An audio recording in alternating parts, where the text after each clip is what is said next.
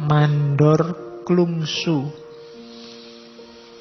Klungsu itu bijinya asem. Kalau teman-teman makan buah asem itu dagingnya sudah dimakan, tinggal isinya, itu namanya klungsu. Yang nanti bisa dipakai lagi untuk nanam pohon biar jadi pohon asam. Kalau mandor kan teman-teman ngerti, mandor itu pengawas.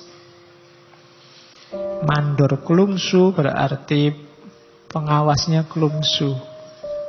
Ini kelihatan unik, agak piye ya di telinga, masa pakai gelar kok mandor klungsu. Ya, pengawasnya bijinya asam. Yang pertama klungsunya. Klungsu itu kan nanti cikal bakal pohon asam. Dan pohon asam itu termasuk salah satu jenis pohon yang hampir semua bagiannya bermanfaat. Daunnya, buahnya, kayunya, bahkan kehadirannya pohon itu, kalau zaman dulu kan ditaruh di pinggir-pinggir jalan besar itu. Saya tidak tahu sekarang jarang ya. Di tempat saya dulu ya pohon pinggir jalan itu ya pohon asem, yang biasanya dicat putih itu. Ya kan? Sekarang jarang, sekarang pinggir jalan biasanya lampu. Kalau dulu pohon. Nah, maksudnya nama mandor klungsu itu yang pertama biji asemnya. Jadi paling tidak ini nama ini mengharapkan menjadi seseorang yang bermanfaat di semua levelnya. Makanya pakai nama mandor klungsu. Keinginan untuk menjadi buah asam yang semua bagiannya bermanfaat. Yang kedua, kokoh. Kayu asam itu kan termasuk kayu yang kokoh. Rindang, bisa meneduhkan. Jadi sosok idaman itu bisa meneduhkan, dia mantap, dan semua aspek hidupnya bermanfaat. Kalau kalian bisa jadi klungsu, sudah luar biasa. Makanya pakai kata-kata mandor klungsu. Kenapa mandor? Mandor itu pengawas. Mandor itu bukan yang punya. Kalau kalian ada orang kerja terus ada mandornya. Mandor ini kan orang yang ngawasi orang kerja tapi dia bukan yang punya. Dia aktif tapi dia bukan pemilik.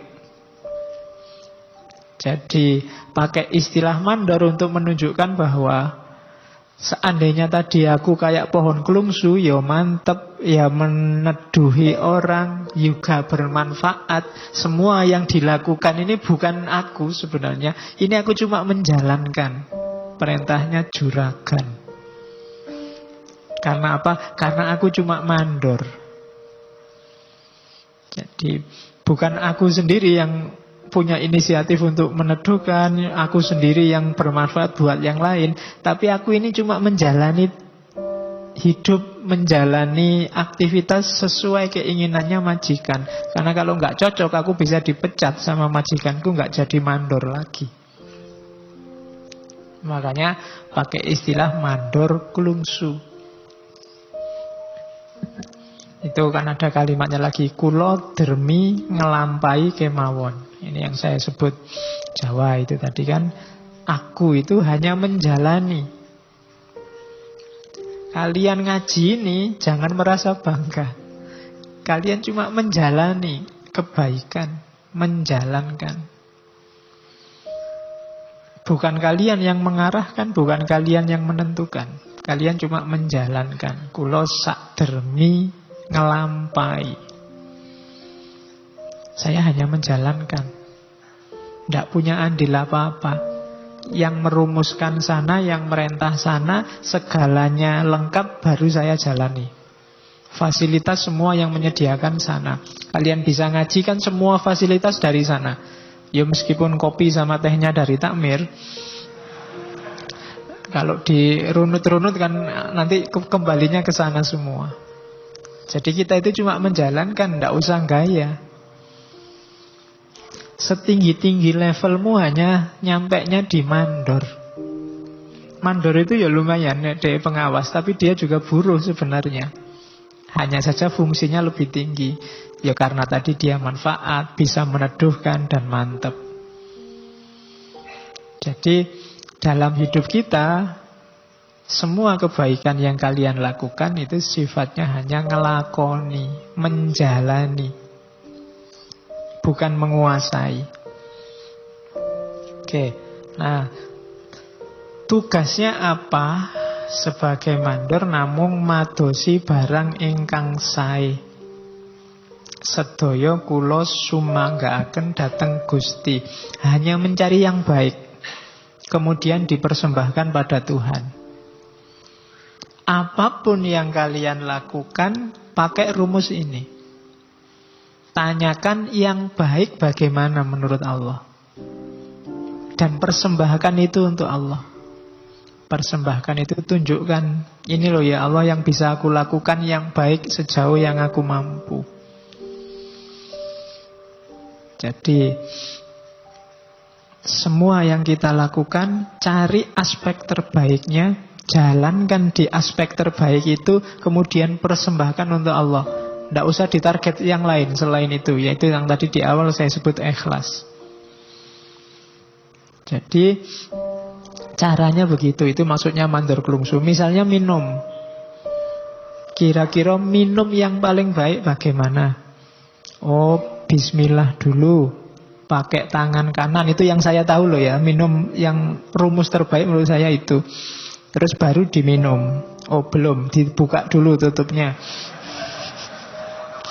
Iya, tidak dibuka tidak bisa minum. Bismillahirrohmanirrohim, pakai tangan kanan baru minum.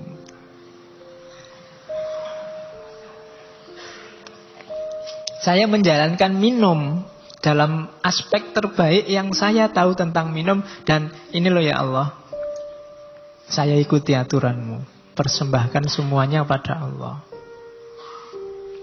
Itu penjabaran jauhnya mandor klungsu. Makanya tambah terus ilmumu biar kalian tahu mana jalan yang terbaik. Jadi beliau Sosrokartono itu sering pakai istilah mandor klungsu dengan filosofi seperti saya jelaskan tadi. Ya seperti adiknya ibu kita Kartini, nanti Sosrokartono ini banyak melakukan korespondensi dengan teman-temannya.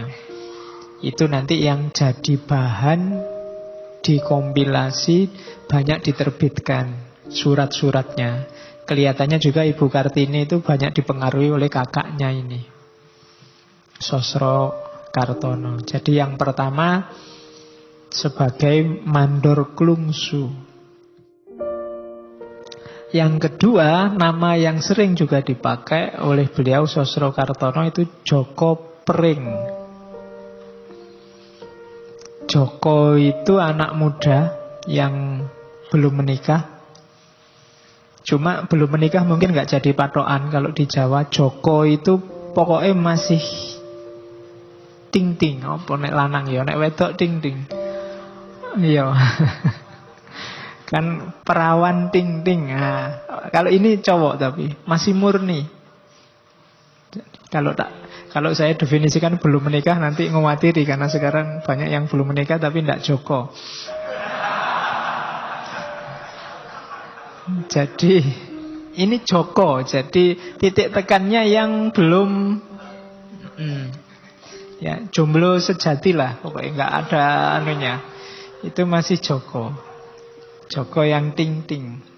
Jadi masih murni itu Joko. Dan pring itu bambu.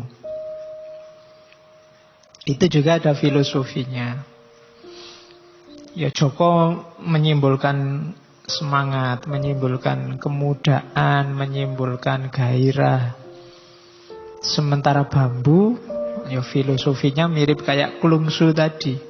Bambu itu kan mulai bambu yang balita sampai bambu yang besar, itu kan ada manfaatnya.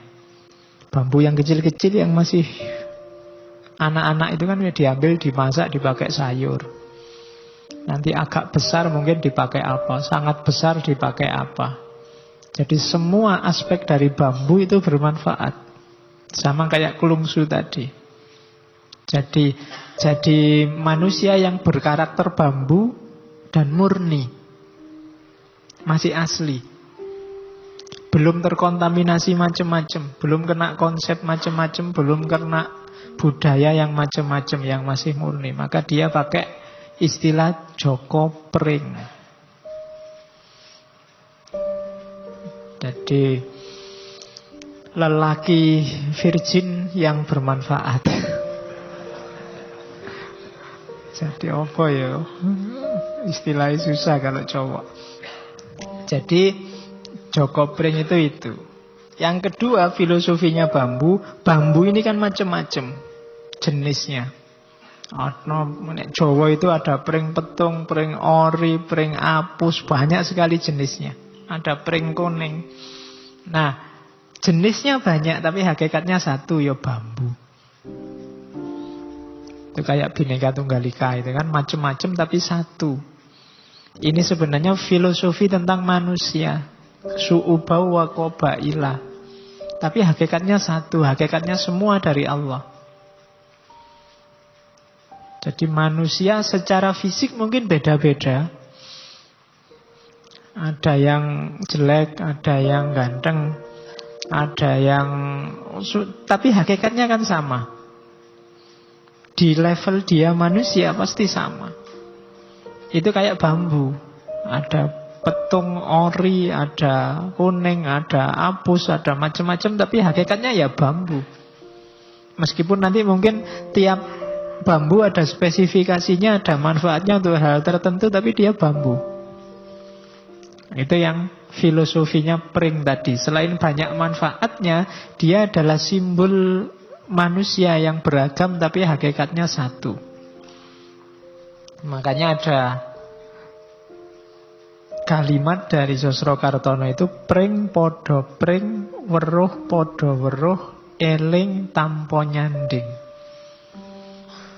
Manusia itu ya bambu sama bambu.